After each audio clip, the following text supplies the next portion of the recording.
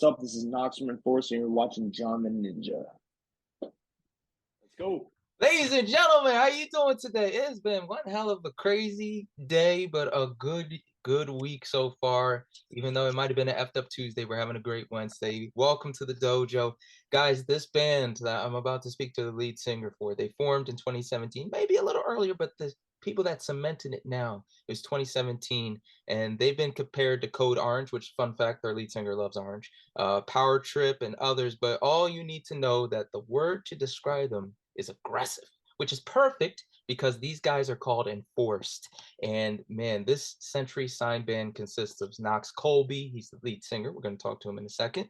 Will Wagstaff, W-A-G, Zach Monahan, Ethan Jennarowski, I believe that's bass, and Alex Bishop. A chance meeting between these guys led them to doing a demo, which actually became what we call At the Walls, which led to great hits such as Hemorrhage and Blood Ribbon, which some people didn't think was a good song, but apparently they were proven wrong by the people. But the idea is that they came out with this great blend of thrash and hardcore and punk, but it was something new and something dangerous.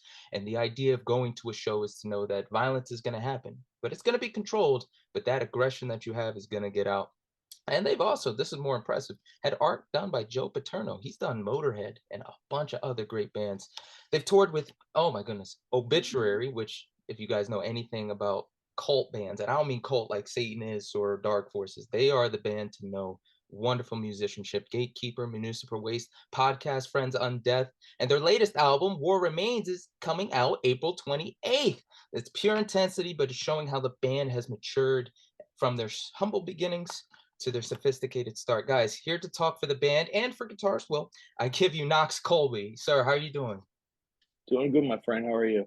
I'm okay, man. You're looking sleek. I love the hat. I love the enforced I jacket. got I Thing. got the hat. I got the hat from a gas station today because it's so windy that I was getting super cold for no reason. And yeah, it's a it's tight. It's really tight. You are a working man. We're just chopping it up. Not a lot of people know that you are actually like a maintenance guy. Yeah, I'm a handyman. I work on houses. I work on apartments, condos, stuff like that. Electrical, plumbing, general repairs, stuff like that. So yeah, I was busier than a motherfucker today.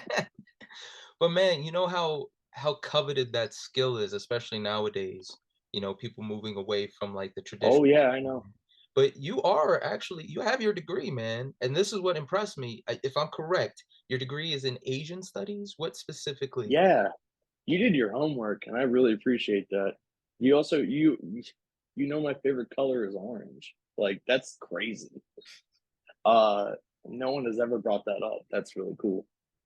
Uh, yeah, I got a Bachelor of Arts in history, but if you have a history degree, it has to be in what's called a sequence, and you have to basically study in an area of the world that pertains to your interests. So I got a sequence in Asian history.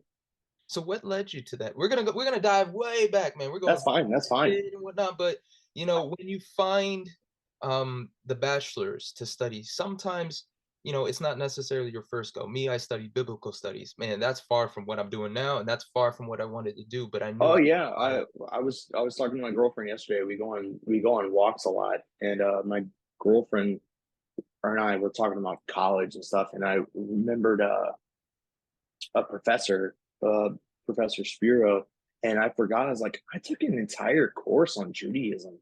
Like that's really cool. Like, I totally forgot about that. And I was like, I'm curious as to why I know, or like, I'm curious about all these things, but like, it stems from that.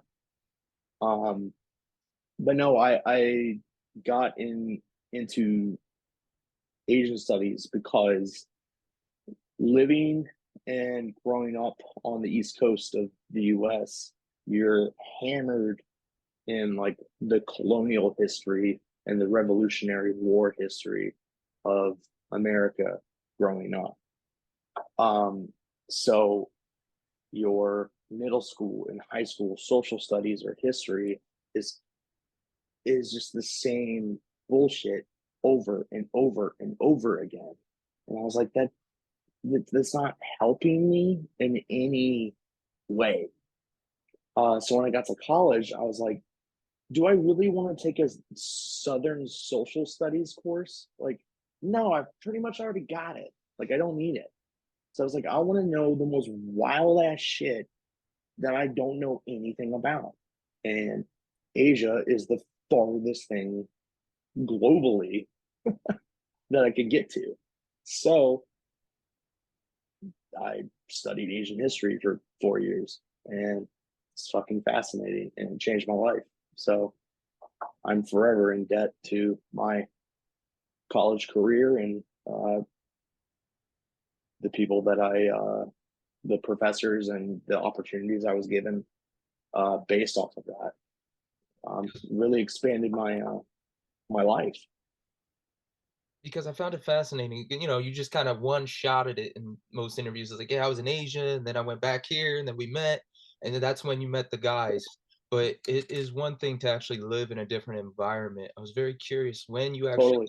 took up on your teacher, and he was basically telling you like you have a gift for this. Go, was it Taiwan, I believe? Yeah, So Taiwan. when he told you to do that and you got there, how long did it take you to feel like you had your bearings? There's the language barrier. Yeah. It's Oh man, the it's a xenophobia lot is to take in. real. What was that moment you felt like comfortability? Because you were basically teaching the kids English. Probably like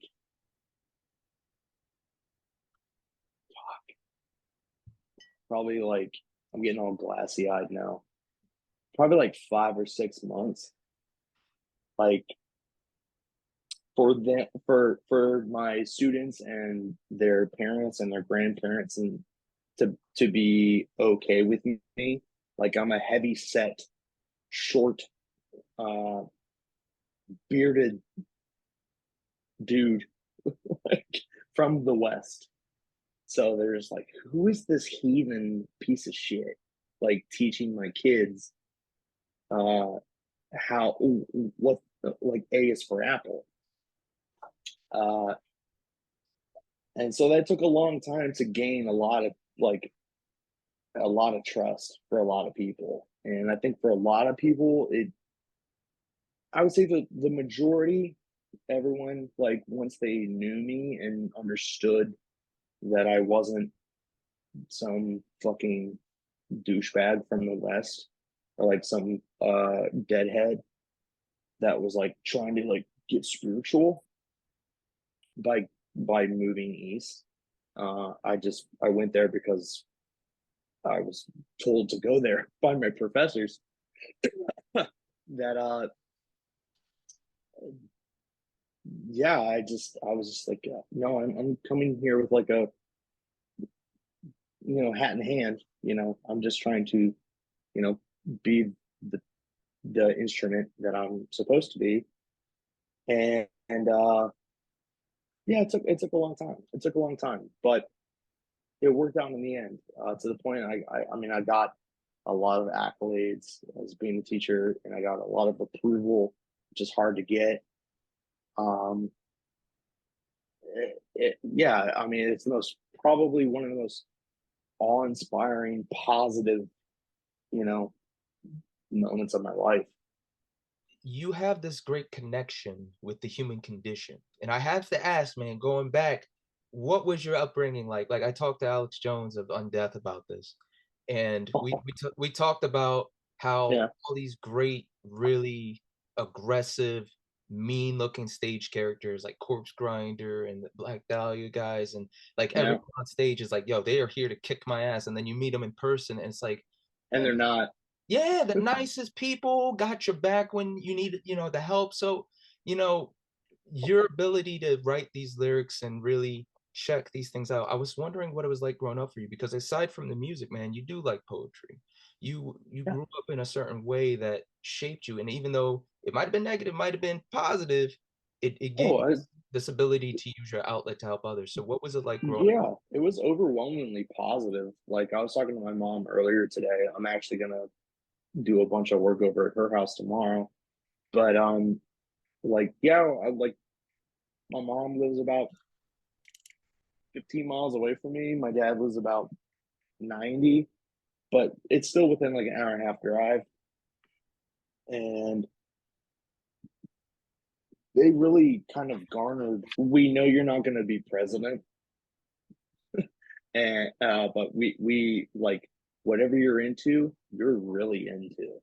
My brother and I both.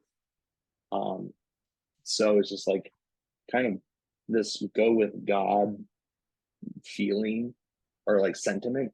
Mhm. Of just like pursue what you need to pursue, and I hope it works out. And my brother and I both have done that, and we, as of today, we're kind of succeeding. We're doing well. Um, we're not living off of it by any means, but like we're getting like you know, I'm talking to you, so that's nice. Um, yeah, I mean, my upbringing was like pretty calm. It, there really wasn't a lot going on. I mean, like, but the late '90s with like the explosion of like rap metal, of like Corn and Limp Biscuit, and then you got Metallica doing Load and Reload and stuff like that. That whole sound is just like baked into my psyche, even though we don't. I mean, Force doesn't do any of that, but it's so like that's the shit I fuck with. Like it's still, I can't help it. But that's Like it's I like love it. it's like a spiritual need. But I really want to dive back into this right now because reading the lyrics on your sheets, man, and some lyrics sometimes you really do the research, you really dive deep into it. You Yeah. know, there's a certain energy people have. For me, it could be 8 in the morning. I could be tired, up all night, and only slept an hour, but I can turn on the energy, if I need it. I'm still tired. I'm still feeling like crap. But if I need, yo, let's go, it's go time. I feel like you have this ability to connect with the written word that way. And something that you said that made me really interested in that thought is when you were writing for Kill Grind and probably for this next album for War, you got into a dark place. You had to Mhm. kind of cement yourself in a feeling and Pull method. yourself out of it, and like yeah, pull yourself out of the real world and kind of set yourself into like another place, another space. Being the educated man you are, having been around the world, seeing the atrocities, seeing struggles, but also seeing people prevail, people doing well, did Mhm. you feel like maybe this method of trying to dive yourself into that world was more so like an actor? You're just trying to really get a grasp for it so it's more authentic? Or did you feel like you really had to dive into it? It's like, you know what? I really don't understand this feeling. I need to get to that level. A little bit of both. I mean, like using the actor metaphor, kind of, it's kind of like that in the sense that it was like I really don't fully understand, this place or like these people's plight, and so I really have to, you know, like a sponge, like just soak it all in, and then I can probably have an inkling of an understanding of what they're going through, what they were going through. Um, and from that, you can probably find enough inspiration needed to kind of sing their song for them, if that makes sense. Um, but in terms of, you know, full albums and the new album War Remains, it's not it's so such a macro macrocosm generality that it pertains to everyone, so it kind of pertains to no one, if that makes any sense. Mhm. Like we're all going through something like this. So I tried to keep it pretty vague, and I tried to keep it smart. I tried to keep it pretty dire, if that makes any sense. Like to add like some awareness of how like I don't know how fucked up it could potentially be, how quickly it's going to be. Like it's just kind of like the clarion call for how the future is going to be. Let's go back to the other bands you're in, because one thing that I found fascinating was you fell into vocals because of the choir that you did as a kid, but when you tried other instruments, it really wasn't for you. And I'm thinking like you did brain whack or bran whack. I really can't say it right, man. Brainwhack, Breaking Escape Boxer, Atomic City, Mr. Grime Beat. breakdance, Like brainwhack, breakdance, kickboxer, Atomic City. I also played bass in Atomic City. Think Tank I didn't do vocals for. Yeah, there's a bunch, man. I have to applaud, like it's like Mike Murrow's Suicidal Tendency said, if you want to do something, you're gonna do it. And you guys Yeah, went for it. And then if they're like, oh well, we did it, we don't like it, or we liked it, but let's do something else, trying different things. When I come to meet vocalists, I always ask what type of training they have. Was it classical? Was it screaming until you figured out like this hurts? So now I gotta know, zero. man. I gotta know, because you were in choir, how did you fall into that? And now, like even now after shows and interviews, you can tell your voice is a little harsh. I just always wanted to be the vocalist. I always wanted to. I mean, as a kid, and now I don't feel the same way. But as a kid, I always wanted to be the front man, the spotlight guy, and like that's the theater kid in me. Like needs to have the stage or like command the stage.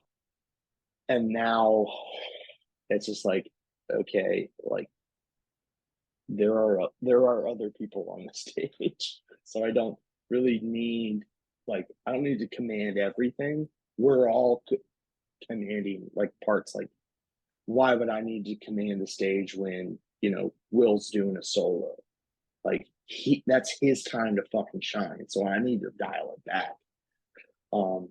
So I don't really want to command the stage anymore.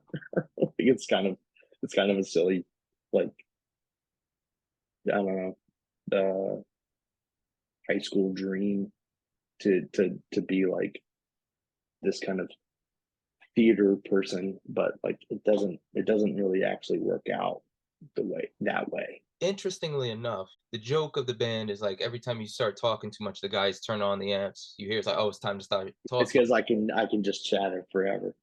But you also say that you're nervous talking to the crowd. I don't know what to say, and so I just start talking, and it's just not Not it's good. not good banter. It's just not good banter. I'm bad at banter. I'm good at conversations like one on one. Can't like address like at Hellfest. I couldn't address 15,000 people like who don't speak English as a first language. You're just like, man, there ain't nothing to fucking say, man.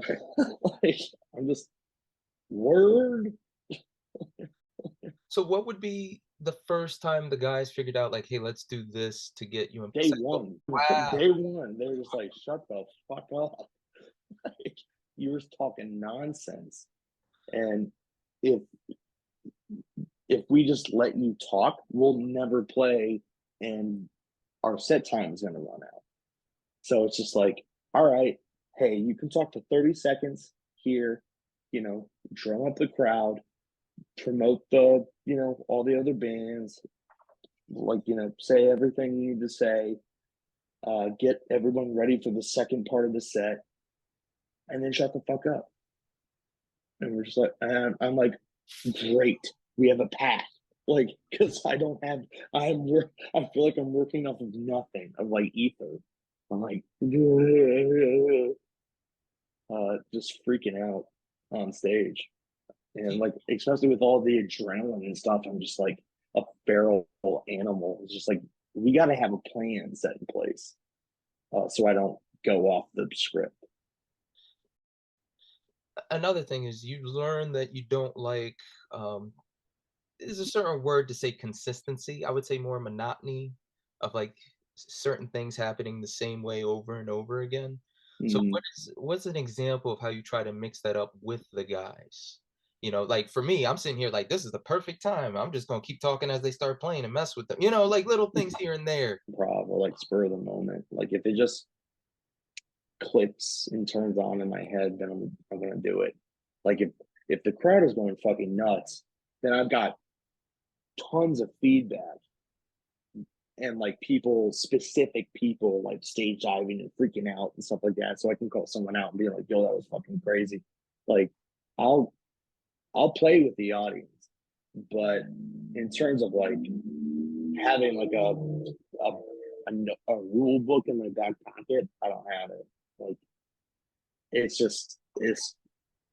if you're playing like I want you to play, then like in terms of a crowd, then I will feed off of it.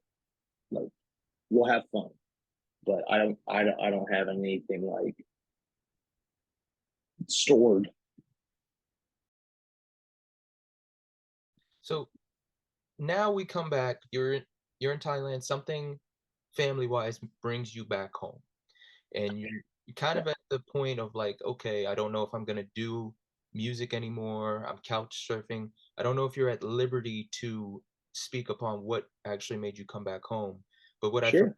interesting enough is you guys met at a Crowbar concert, which again, Tommy Buckley's been on the show. He was such a great guy, but Yeah, there's a certain type of music, and if you meet somebody that knows them, the bond's there. But what was it about those guys you think was like, you know what, when they approached you and offered you like, hey, I think we could do something? Was it like, hell yeah, let's jump on this? Or did you think like, oh, it'd be fun, and we'll have our fun, and then now I got to figure out what I'm gonna do for work? it's like a mixture of the two. It was just kind of um we my the original drummer and I worked at the same grocery store, and he was like, yeah, I got this band going together, like we got a demo going on. I was like, oh, it's sick, the sick. He was like, yeah, I know you used to do vocals for this band by script. And I was like, yeah, like that's cool. He was like, yeah, you wanna maybe wanna like do vocals for it. And I was like, I don't know, man. I kind of don't want to, because I feel that like whole part of my life is behind me now, and I'm trying to be an upstanding citizen, um, and contribute to my community. It's a fucking joke. Um, so I was like, nah, not really. And then we all met up for the first time at a Crowbar concert. I can't remember whose van it was, but someone had a van, and everyone was like piling in and out of the van in the alleyway. And I was just, chilling, drinking with the fellows. And they were like, "You should really do vocals for it. You'd be fucking sick." And I was like, "Yeah, sure, okay." Like, you convinced me. I'll write some shit down, you know, and get in the booth to do it. And that was the demo, and that's what it's been the same ever since, kind of thing. And what brought you home? Are you at liberty to say? Oh yeah, my parents got divorced. Yeah. My parents got divorced. Keep in mind, like during daylight savings, there's a 13-hour difference between Taiwan and Virginia. So when you're talking to someone at night, that's 13 hours into the morning of the previous day. So time is a really strenuous factor when it comes to trying to reach back out to the East Coast of the US. And I want to say, I was talking to my brother in the morning, which would have been his night, and he let it slip that they were getting a divorce. And I had no idea, because I'm in Asia. Mhm. Like, it's hard enough to, do a Skype call. So it's like you're not getting a text about, what the family's doing. So yeah, it was just kind of like a shocker. And I was just like, all right.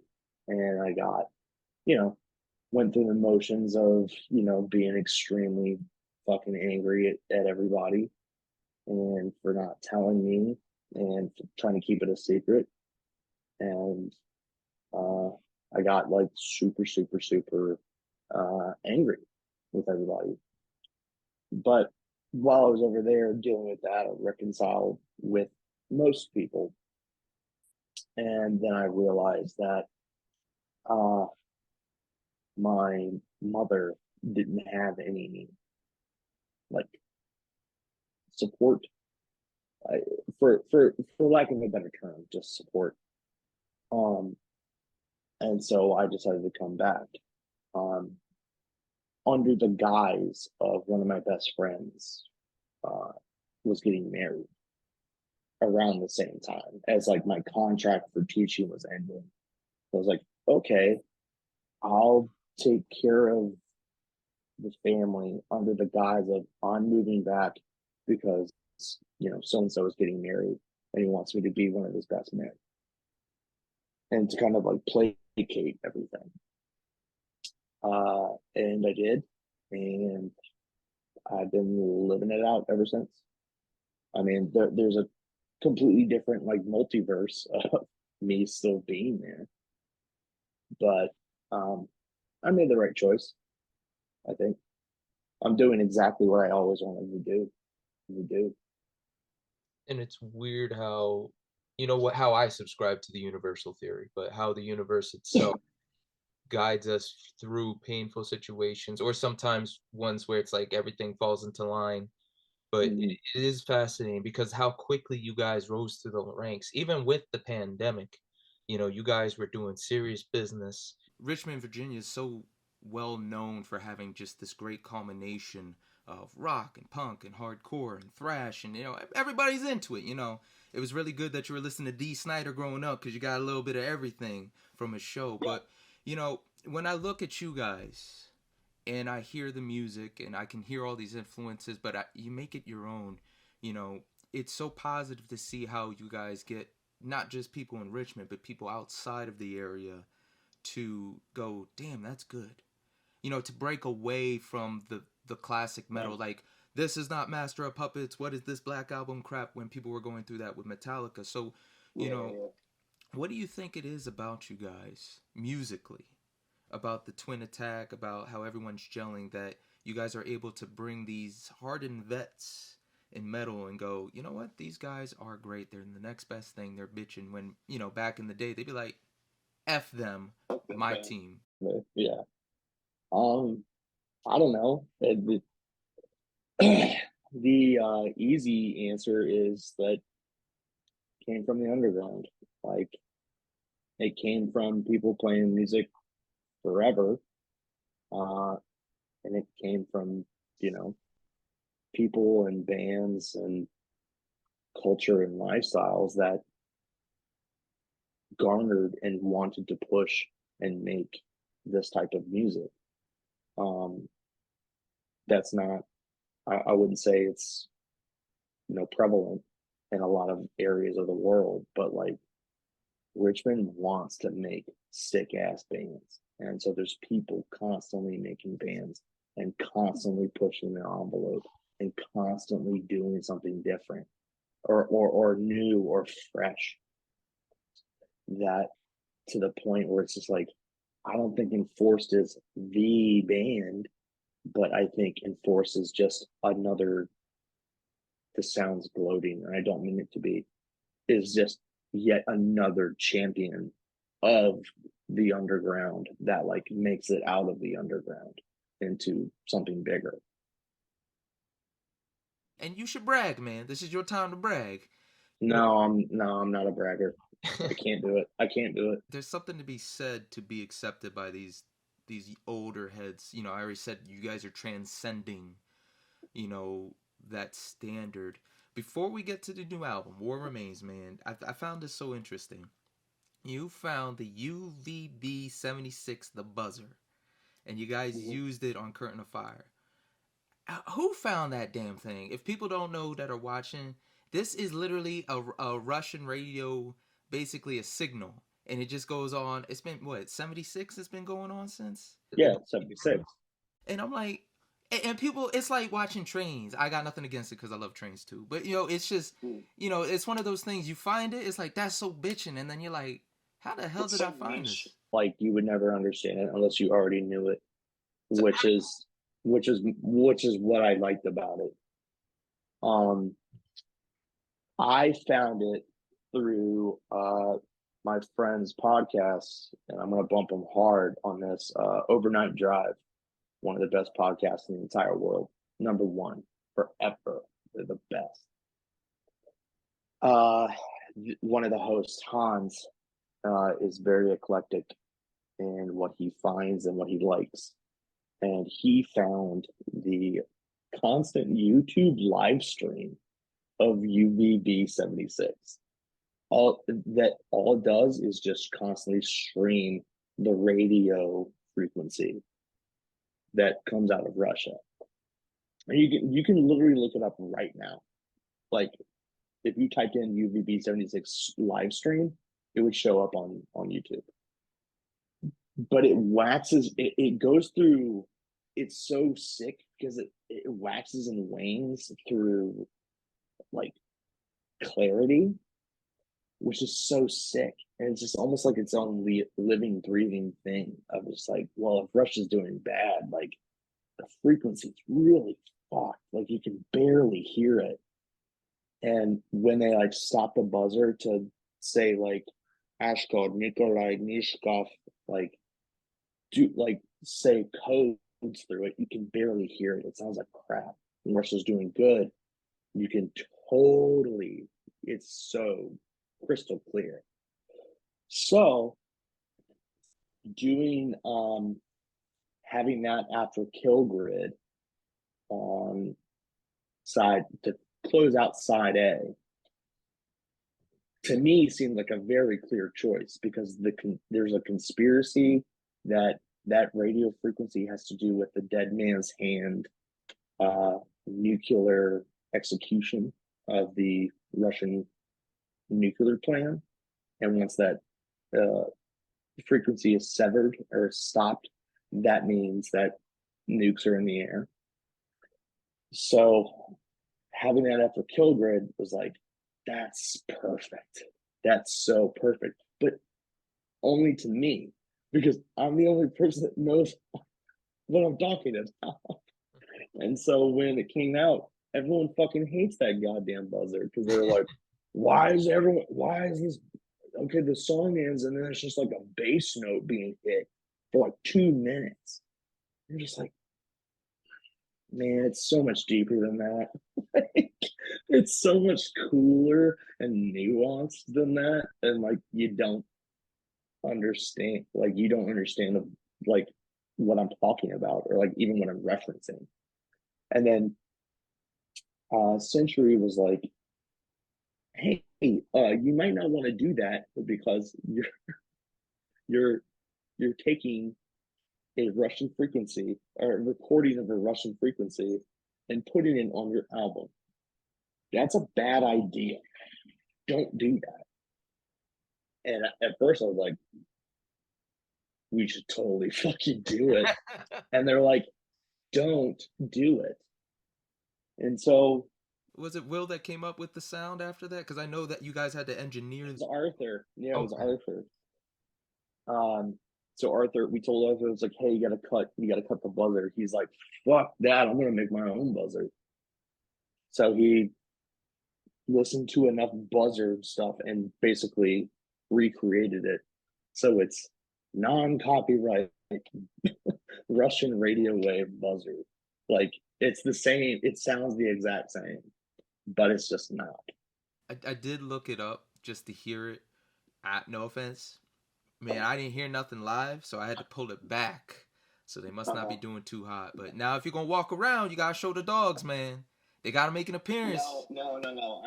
Oh, It's outside, so they all want to go outside, but it's also like 25-mile-an-hour gusts, so they don't really want to be outside. All right, here you go. All right, there. hey, what's up, little man and big man? That's Buffy. That's Mac. I didn't know they were outside, but apparently they are.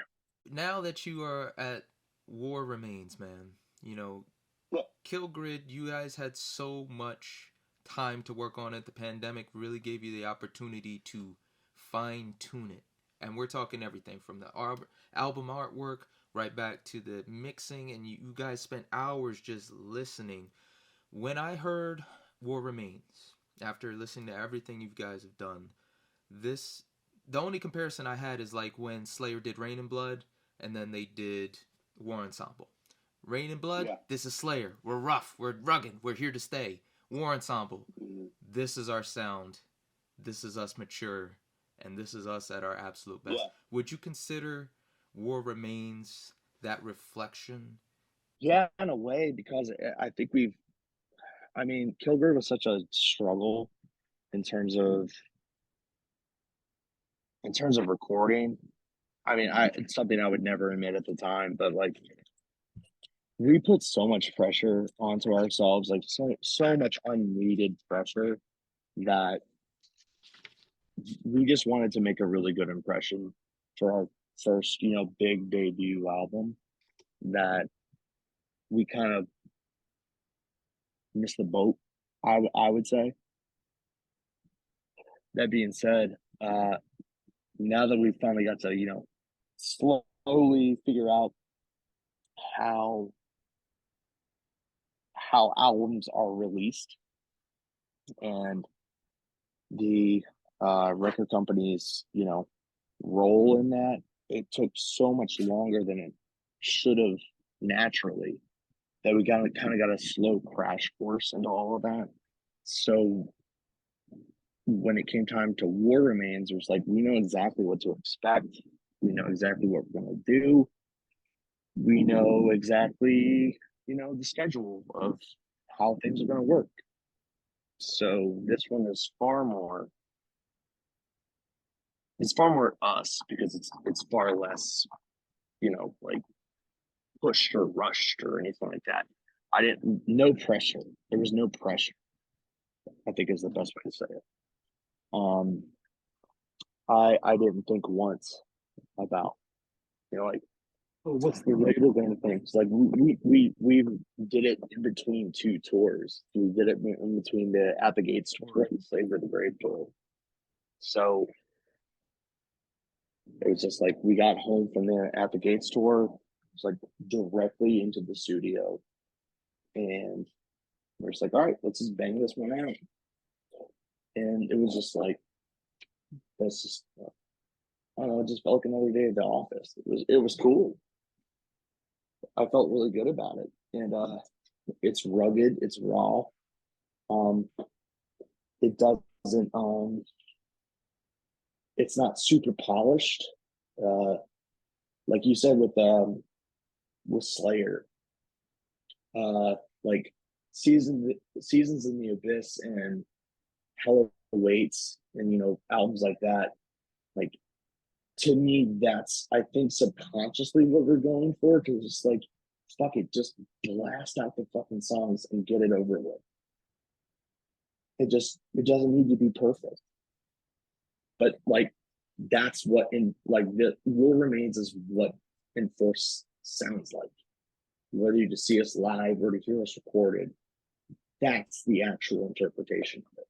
Which is interesting, because I won't lie to you, Hang by My Hand was that song. When I first heard it, I was like, you know what, I think that's the song I would say if I was to show somebody this is Enforced. What is that song off War Remains that you feel, this is our interpretation? Because I know last time there were songs like Blood Ribbon, you didn't really consider it that good off the last album, but that ended up being one of the songs like everybody was really like, The new hotness. yeah. So I don't know. Malignus was the same way, but that's like one of our biggest songs, and it's just like, that's track 7 out of 9.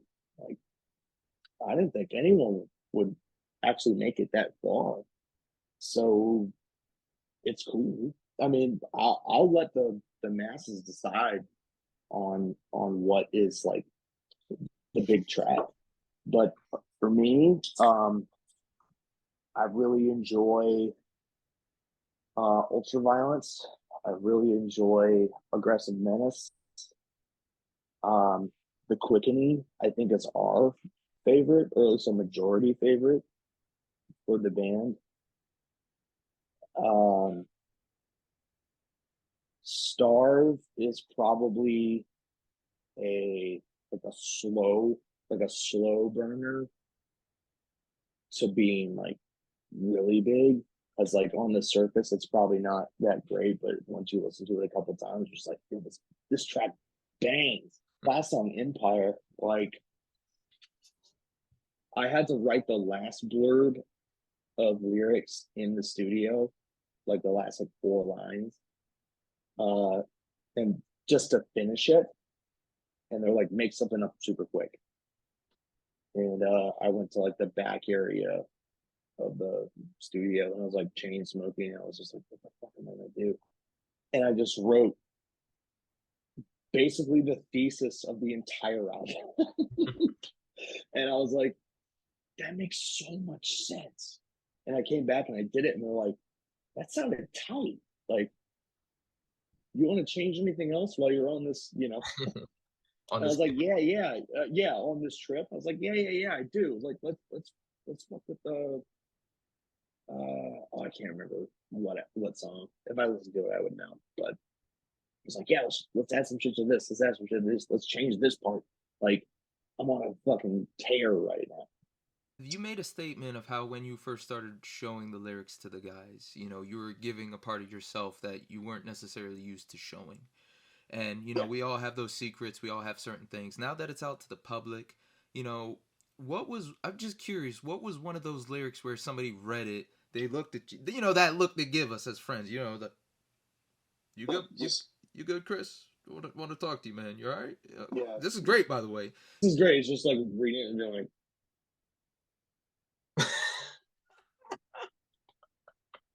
okay. Yeah. And it's like, okay, well, here's all here's all the references and resources that I use. And it's like this stack, like this like Lord of the Rings stack of scrolls and shit. I'm just like, this is what I used to make it. Like, I just boil all this down into like 17 words. And they're like, you're out of your fucking mind. Yeah, real supportive guys. Yeah, thank you.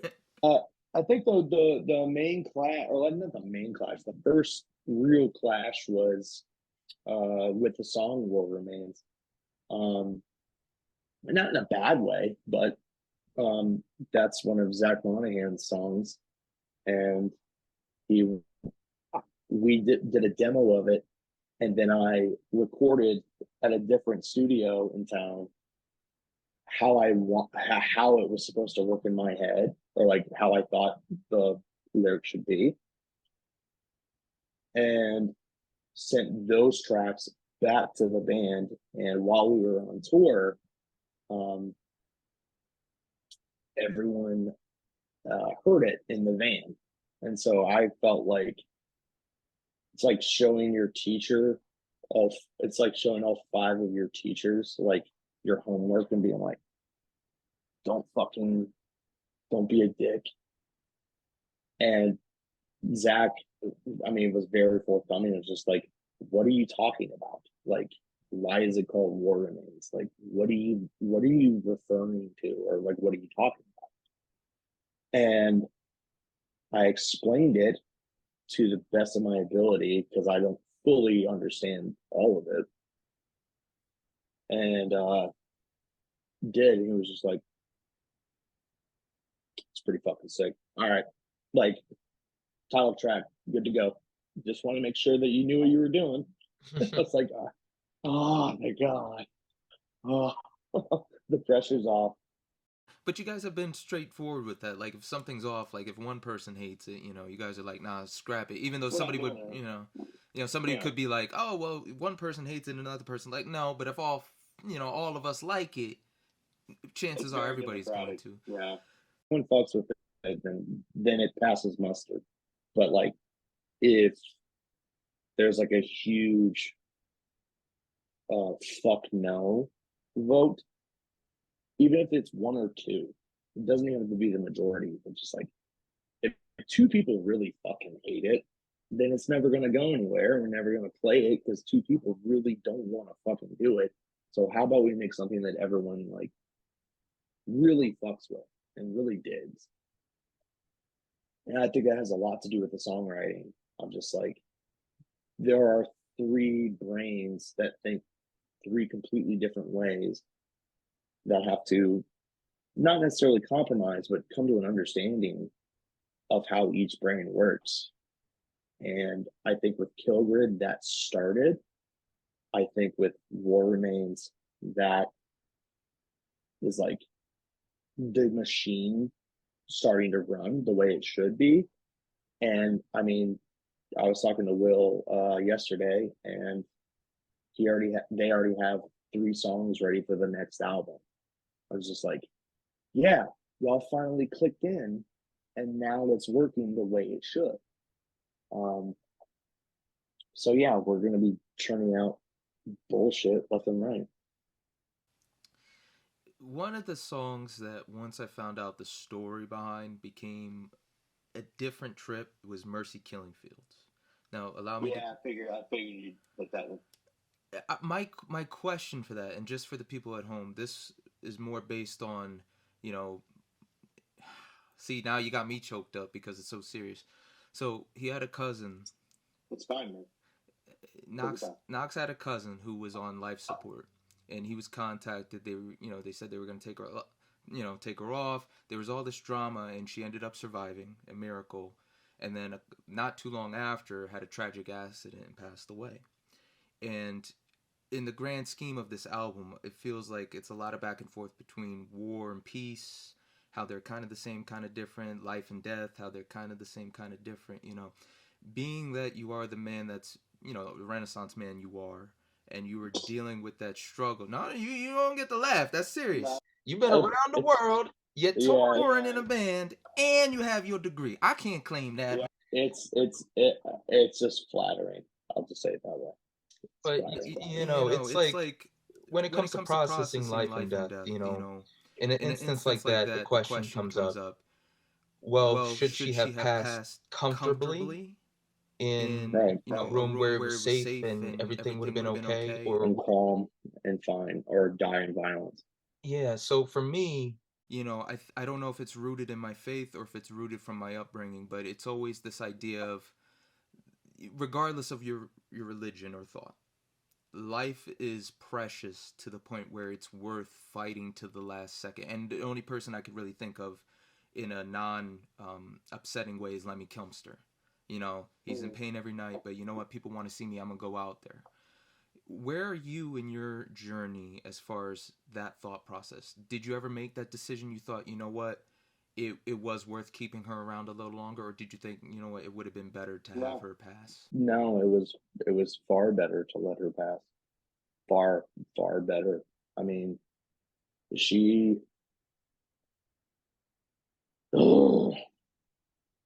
didn't deserve the life she was given. She made it work, and she didn't deserve the way she was let go. Like, I would have, this sounds monstrous, but I don't mean it to. I would have gladly pulled the plug, so she didn't have to deal with that. So, yeah, it's just, it's a dark thought. I mean, it's a dark feeling, but I like, I didn't feel that, post pandemic, post COVID, that I wasn't the only person that had gone through that. To try to having the decision of like, well, do I pull the plug, or do I, hold out for hope, which is a fucking virus. So yeah, I was just like, I mean, especially I was ready to do it, as harsh as that seems, but in retrospect, I was like, no, I would have made the right decision to release her from like the awful end that she eventually received. And you're just like, could have been avoided. if if if everyone wasn't so, you know, steeled around hope, then she would, you know, die with grace. And the one thing I do want to point out to you is I don't think you'll ever know how resonating and helpful those lyrics will be. You know, I did have a friend that passed away. It was a tragic car accident, and it's not just the car accident, but there were so many things that led up to it. You know, the BS we went through working in a pharmacy during the pandemic, her working nonstop to make sure the store, you know, people in charge are happy, and still taking care of her dad who's bedridden, you know, wheelchair and all, and then just the stress of going back and forth. And there's one moment that kind of, there's nothing I can do about it, but it does get to me. I remember our conversation. It was about 2 days before she passed. She was going over her man's house, and she would say she was going to drive back. Now I've done so many long trips. I was like, just stay at his house. You know, granted, you don't want to be, mom wonder where you've been at, but I just remember she was like, no, you don't know my mom, blah blah blah, and I'm thinking to myself, like, I just remember, like, I told her, it's like, just stay at his place, but I said it like, just Mira, you're a grown woman. I trust your decision. Just stay at his house. It always comes back like maybe I should have drove it home. Like no, just fuck what mom thinks. It kind of harkens on that maybe, Yeah. on that what if I moment, or like thing that I think a lot of people have, especially with lost loved ones and friends, of just that what if I did this, what if I did that, maybe I could have done more. It's just I think that's the hardest part. The acceptance of it is what it is now. But I it just wanted to put it out there. The hard work of you doing the research, you going down into those deep places, man. Experience. Yeah, I mean, I'm not the only person who's ever had to do this, and like, I don't. I make it a point to not write about myself because I don't think that I'm like, what's the word? Like, I'm not relevant. So I was just like having that moment in my life. It's even darker to think of just like like I had that inkling of a spark of a notion of like, oh, I can relate to people now. And that's even fucking darker. And it's just, it's not a, Mercy Killing Fields is not a good feeling. But it's not meant to be a good feeling. Like, it's meant to be a hard, real uh, facet of the human experience. Like, if we ever play it live, it's going to be brutal for me. Like, a lot. And you're already physical, man. You'll be jumping over the barricade, stage diving in the pit, getting thrown out by security. Fucking over. It's fucking over. If we play Mercy Killing Fields, it's fucking over. I'm gonna lose my shit. Speaking of losing shit, my man, when I say the Quickening was that song. Like, I've heard of you guys before. My friends are, all into the underground power trip. Thanks to my man Zach Hackett. You guys came up the same way. But when I heard the Quickening, that was literally a moment I was like, oh, I gotta call Nikki. I got, yo, can I talk to Enforced, please, like right now. I don't want to wait. So that's, to me, I always ask about the my favorite song off the album. Could you walk me through the construction, the part that you had? Was it hard? Like, some songs you guys really had to lock in, and then everything else was fine. But was this one was like, the research was the only issue, or was it more of like, you know what, I got this. This is, here we go. Yeah, it came pretty easy. are you familiar with Art Bell? I've heard of the name. For listeners and everything, or your viewers, Art Bell had this sci-fi radio show um, that they would talk about, UFOs and conspiracies for decades. And it would have fucking, random people that, he was like the Alex Jones before Alex Jones. That's the best way to put it. But it wasn't like in a contemptuous way. He was just this guy in the middle of the fucking desert that just talked about UFOs and werewolves. And people would call in and be like, "Yo, I saw a werewolf." Uh, he had this show about with a shaman, with a Native American shaman about the quickening, which is apparently a thing. Quickening is basically where it's almost like you heard about the singularity? Mm-hmm. Humans and technology kind of merge.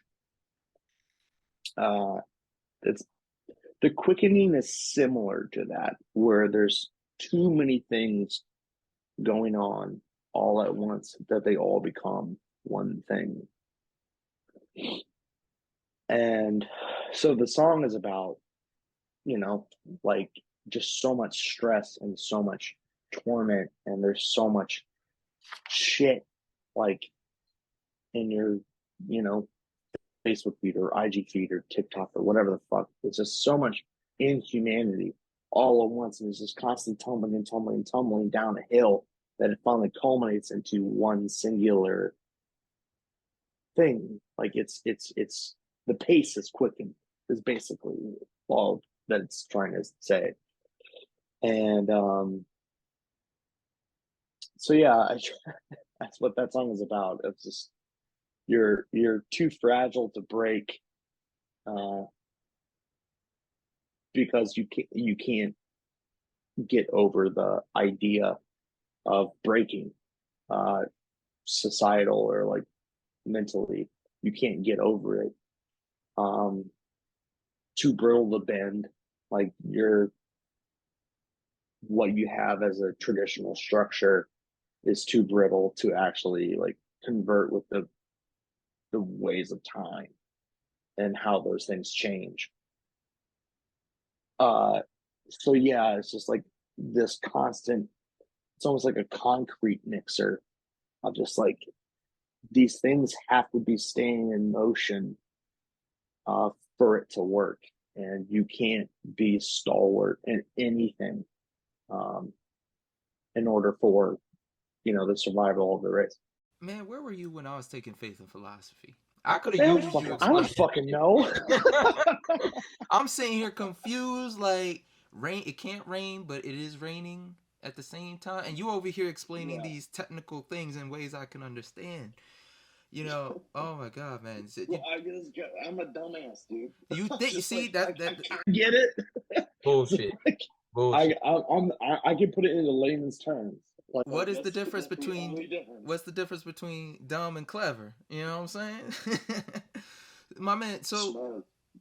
You've had the opportunity to tour with some really great bands in your field, and we all know, like you've already said it, like dreams come true, man. You not only had the circuit where you guys honed your chops and then got good, but now you're with like people that have truly done musicianship and the traveling musician to their best. For me, I have a fascination with Obituary. I saw them once, and their ability to captivate the crowd, to be so technical but still be so straightforward. You already said they're great guys. We know they're great guys. But what did you learn specifically from them, or even Municipal Waste? What did you pick up on watching them? Because if I remember, you try and emulate Iron Age when you were a kid, and then you've kept that. Jason Tarpey, excuse me. So what did you learn from those bands that necessarily they didn't even come over and say, hey, you should try this? Or maybe they did. What was some lessons from those tours that you took that, you've ingrained? Preparation. Um, I think that's a big thing, at least for me. Uh, having or being privy to during like they'd start all their sets with redneck song, killer track, no vocals. However, backstage, John Tardy is like hulking around or just going like, and I should have made a voice recording of it because it's so sick. Like it makes that track so much better having him just going like underneath it, like under the bed of it all the time. Just dude, like this is good, and he's just warming up, and I'm just standing there being like, this is so sick to be here. I'm just happy to be here, guys. Happy to be included, and the just after a while, just like you get like camaraderie, and then you start to make acquaintances and start to make friendships and stuff like that. I mean, being on the road is being on the road, so like no one wants any bad blood, and no one wants any hiccups. So everyone is very nice to one another, and Obituary was far nicer than I thought they needed to be. I'll put it that way. Especially to us, like being the openers, and stuff like that. I was just like, yeah, like they're cool. Like they're cool as fuck, obviously. But like I don't expect them to give me the time of day, but they definitely did. They 100% did. And that was just like such an eye-opening, thought or experience. I was just like, damn, they really do give a shit. Like they truly give a shit. And like since that tour, I've seen them on multiple tours and like in random ass places. We crossed paths in Salt Lake City, and um, I couldn't see their show because they were on tour with Amon Amarth, but we were playing like an outdoor shack, like half a mile away, and so I got access to their tour bus and say hey to all the dudes, and that was fucking awesome. Like that was so cool. And they like I got on the bus and they're like, "What's up?" And I was just like, total fanboy, but friend. Um, and then their guitarist Kenny was like, "Yo, so where are you playing?" And I was like, "About half a mile away in like an outdoor shack." And he was like, "We're playing at like 8:30. Like, is it? Can you like push your set back a little bit?" I was like, "No, not really." We're Slick, playing second. I was like, "We're playing second, man." Like, it kind of like first band starts, second band starts. Like, see if I see you. He's like, "Okay, I'll try and get an Uber over." Oh, And that motherfucker did. He, we were like halfway in our set, and in Salt Lake City, and I was like, someone had just like crawled over the like beam, the ceiling beam, and like fell on stage, and I was like, this guy fucking rules, and I was like shouting to the crowd, and I locked eyes with Kenny, who was all the way in the back. There was like a shining light on him, and I was just like, fucking Kenny from Obituary is here. No fucking way. And it was just, and then he like hung out for like the rest of the night. had a great fucking time. I was just like, yeah, like consistently keeping those relationships and friendships alive. It's just like that's really fucking awesome. Man. Yeah, man. I tell you, if it's like when I met Rudy Sarzo and you're just so nice and calm, but the genuine Jesus, really? time, man. Yes, he was so great. It's you know how people talk about Dio, how he had an Yeah, energy of just goodness and made you feel better. That's how Rudy Sarzo was with me, man. Took me that's backstage, badass. so and bro, Johnny Kelly back there, all the Quiet Riot. It was God's blessings. But any Philly stories, man? I'm in Jersey. I'm a Philly cat. This is the metal capital of the world, hip hop capital. I don't care what anybody says. No offense to you guys, but None Philly taken. Philly is a very important city musically, and I was wondering if you It is. had any experiences touring or visiting. I know so much has happened for you, and you've been all around. I was just curious of what Yeah. your experiences were there. Well, I during the Slave to the Grave tour with Undeath, Boba Philip, and 200 Stab Wounds, I finally got to play at the altar of the First Unitarian Church basement. One of the greatest moments of my life, dude. To being on that little playmat on stage, the rug, the kid rug. I was like, I've watched videos from that place like 2 decades. And I was like, if I can only play the First Unitarian Church, then I know I've made it. I took a picture like right before we played. I took a picture of just my shoes and that kid playmat that's on the stage, and I was just like, I've made it, baby. Like fuck Madison Square Garden, fuck that. I played fucking first. I played First Unitarian Church. Like, you know what that means? Like, it means a lot to me. It means everything to me. Oh my god, that was one of the funnest fucking shows ever. Um, yeah, that was like a huge bucket list thing. It's like Japan, Australia, First Unitarian Church. There's so much history there too, man. Not just even the city, that Exactly, particular that's spot. why. It's just like yeah, it's so much. Like there so many the hallowed halls of that fucking basement. Like I'm not legit until I play it. Like the streets don't accept me until I play First Unitarian Church. There's a story, and just the two things that blow my mind. One, you had this epic record collection you let go of. One, man, God bless you, because I look at CDs I'm not even using now. I'm like, I might want to keep on to this. But you also had interaction where I think it was Metal Sunday. You went on a Facebook group chat and sold a Oh record. yeah, were you And privy to that? yeah, and you sold this. Homegirl gave you $100 for a $50 record, and was so Yeah, grateful for your time and to be there. And you're starting to understand the impact you have beyond the yeah. music. I'm What is sorry. another fan interaction you've had where someone came up to you and they took you all, they took you aside and say, "Hey, listen, thank you. This is what this means to me," and it caught you off guard. It's always welcome. It's always humbling, but there's always one that sticks in your head. You're like, "Oh shit," that I did That that. one, that one really sticks out.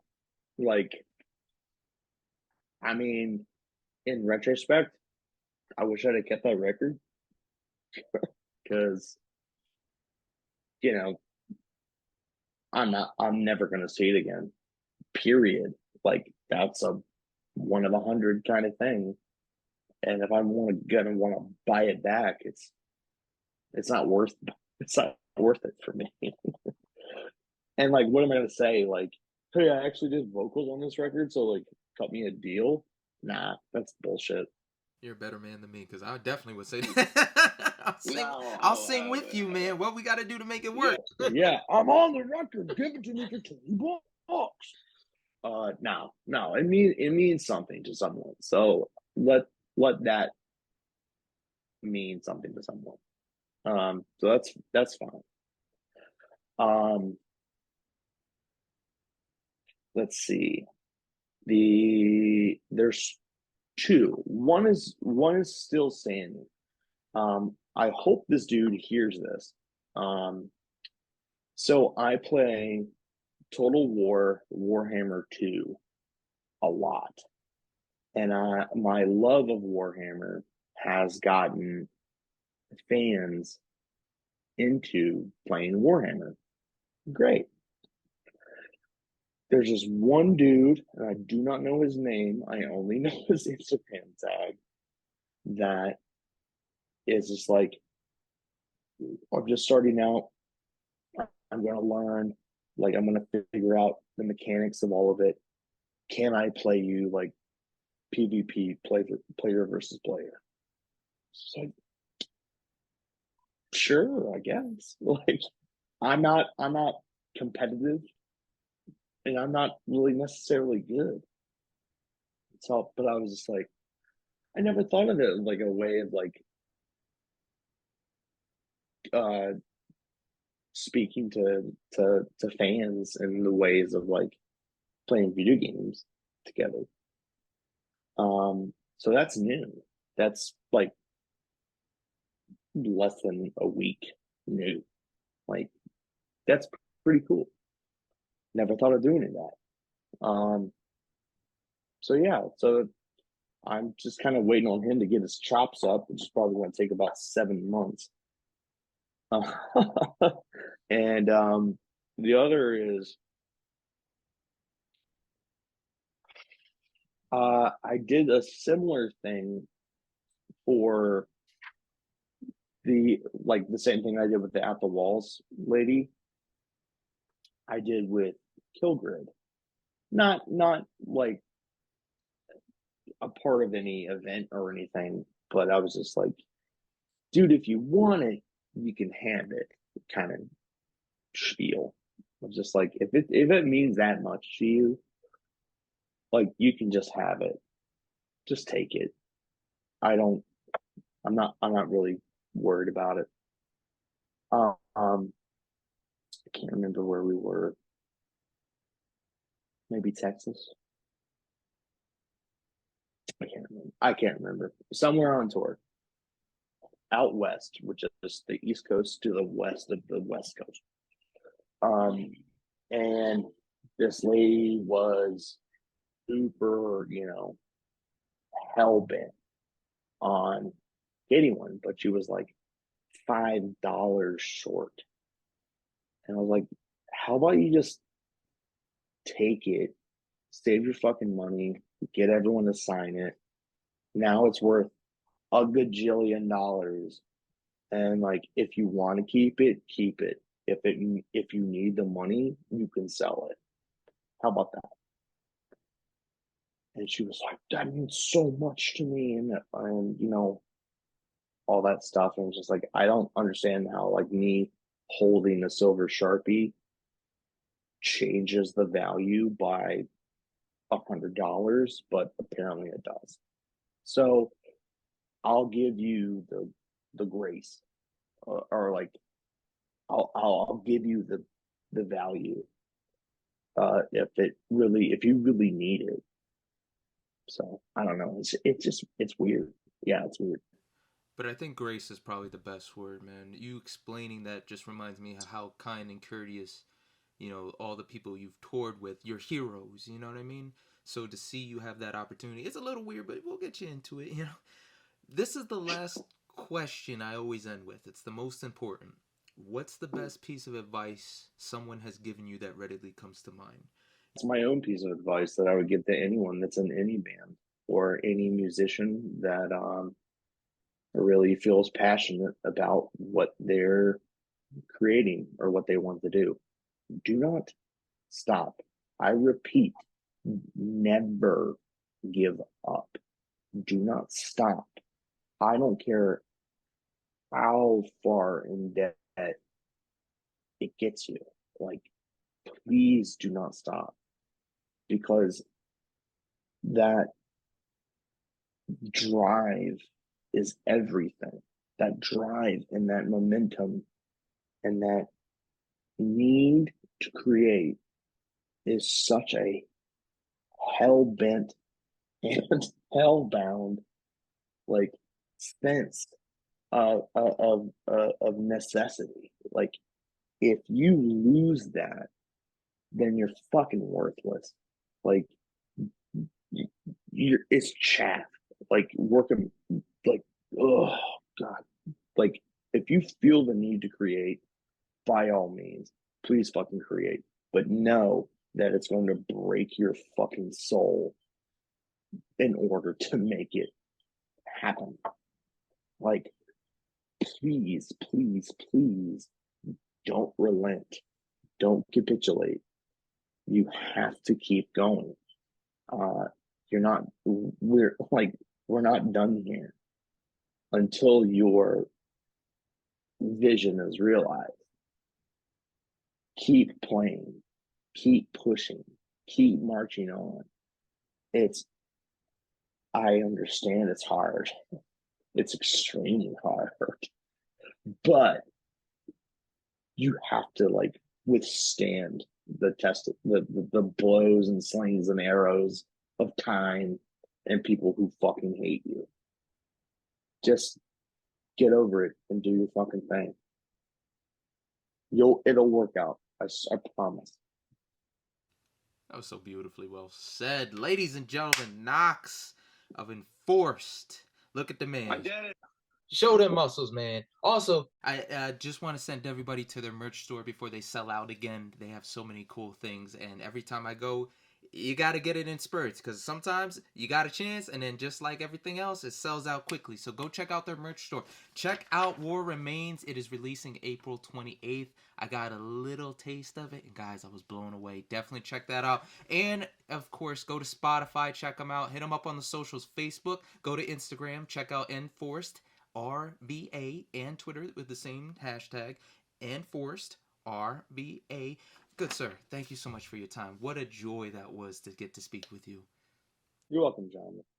And everybody else, don't forget, be smart, be mindful, subscribe, check out Enforced, and rock on. Ninja out. What's up? This is Knox from Enforced. You're watching John the Ninja. War Remains, April 28th, 2023, record release. Hope to see you there. Bye. Fucking Killgrid, fucking Killgrid, fucking damn Killgrave. My love for fucking DC. I'm sorry, man. No, that's fine. I don't care. God. And I thought it very endearing. Like, I'm just like, he knows what he means, but he just doesn't, he's not saying it right, and that's fine. Everyone who's watching knows what it is. But I'm literally reading this shit off the goddamn paper, and I'm like, yo. Man, but joking aside, let me break character. Phenomenal, sir. That was so fun. That was really, really. Was that good? Okay, I hope it's good. Absolutely, man. Woo, baby, you listen to John the Ninja. All your ears are about to go on a vacation. John the Ninja's got what you need.